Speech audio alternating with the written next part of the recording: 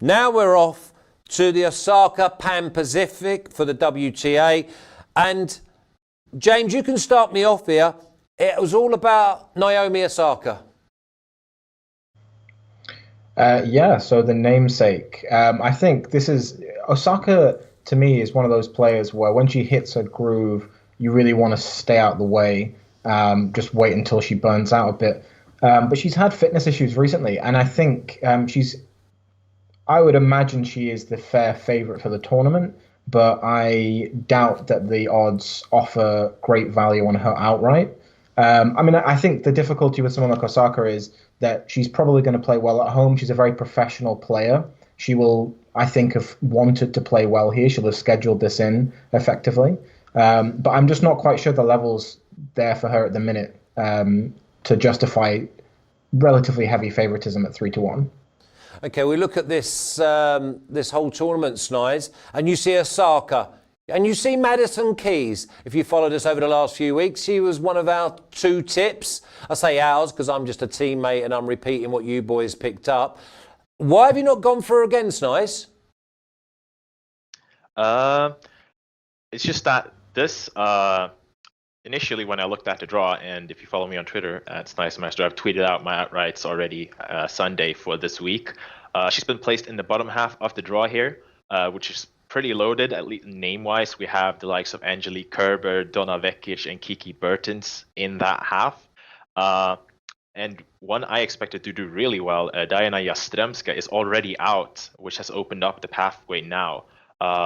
This is also reflected in the odds. Let me just have a quick look for the quarters markets here.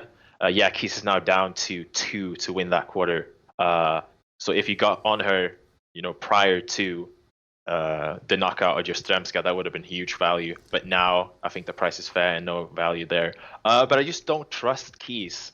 She can be inconsistent when she isn't at her best. She struggled a bit with an illness at the US Open and didn't perform well at all when she lost to Svitolina. Errors galore.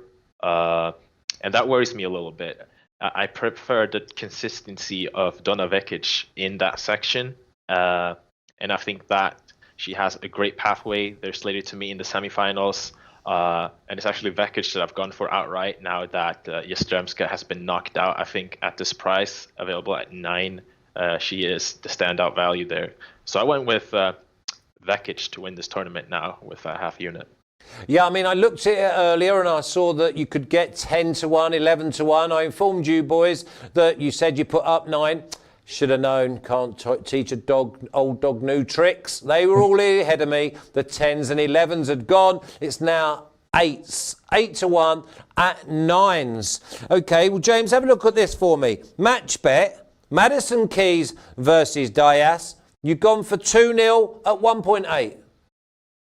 Yeah, so this is, I think Snize made the point that I think Keys can be quite inconsistent, and I think this is true. She's very much the kind of player where, again, kind of like Osaka, you want to get on the right side of her. She did have illness issues coming at the US Open, but she's looked very consistent recently. She's been very kind of in the right headspace the last few weeks, and I think in her first round she struggled a little bit, but she again looked quite focused. She won it in straight sets.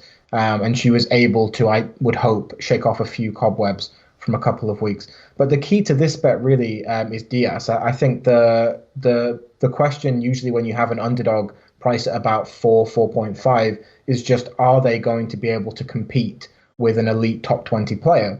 And Diaz has really shown over the past few years that she just has no ability to do that. She's lost 17 in a row priced over 3 against the top 20 going back to 2015. And in 15 of those matches, the straight sets has come in. So that's 88% of her matches since 2015 in sort of similar situations. And while Keys is not the most reliable player, she beat Diaz 7-6, 6-1 at the Australian Open last year. And I would expect more of the same. She's won 8 of her last 10 matches in straight sets when priced as the favourite. You know, again, as I say, that can change. She can lose it. It might be that she's tipping away, but it doesn't look like it to me at the minute, and I would expect her to win that very comfortably. Yeah, we just don't want to see that petulance that we saw in stages Flushing Meadow. The thing is, we're going to go and have a look at Nicole Gibbs and Angelique Kerber. You think this might be a bit closer, Snize?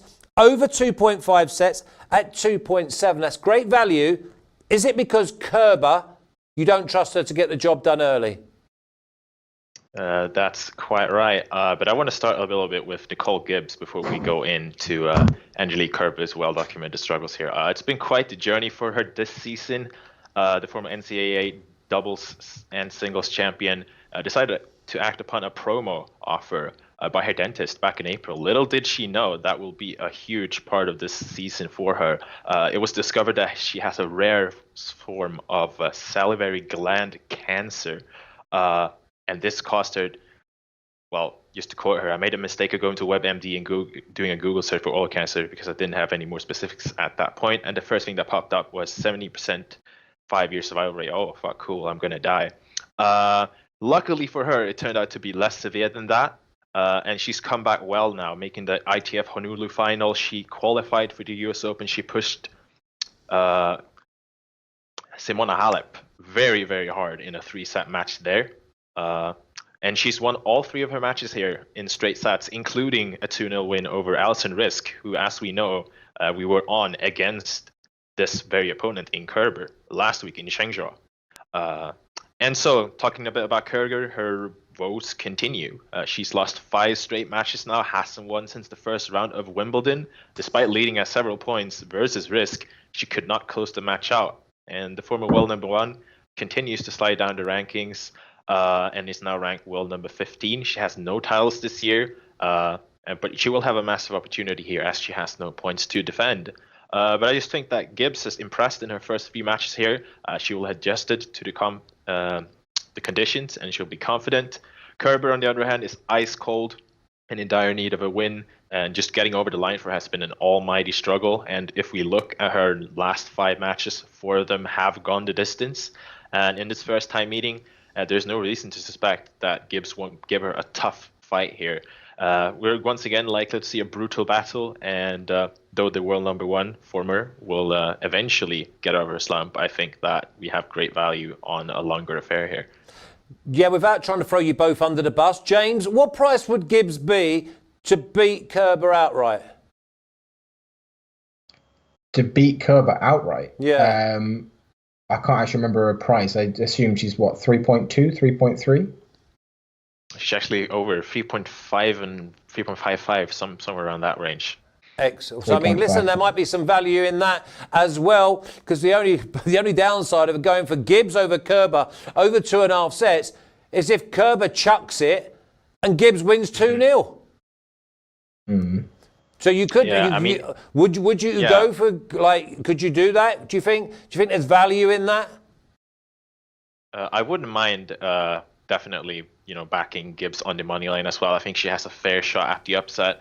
The thing is, even if Kerber is struggling mightily, she is still a player of extremely high pedigree, and she's not a player that usually just packs it in against the opposition that isn't, truly elite. Gibbs is ranked outside of the top 100. And even if she's going to get off to a great start, I don't think she'll be able to get her down in straight sets. But definitely worth a little flyer. I think this price is a little bit high right now, but the main bet is definitely going the distance. I do have a feeling that Kerber might, just get this final win, finally break out of the slump, but it's going to be tough. Okay, Snize, James, keep up the great work.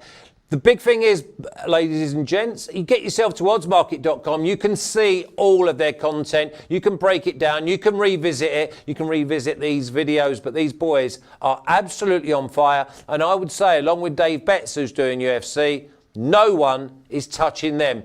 Boys, we'll talk through the tournament. Good luck on Vekic and Keys. I would quite like Madison Keys at 2s to get through her quarterfinal. Till next time, I'll see you soon, boys.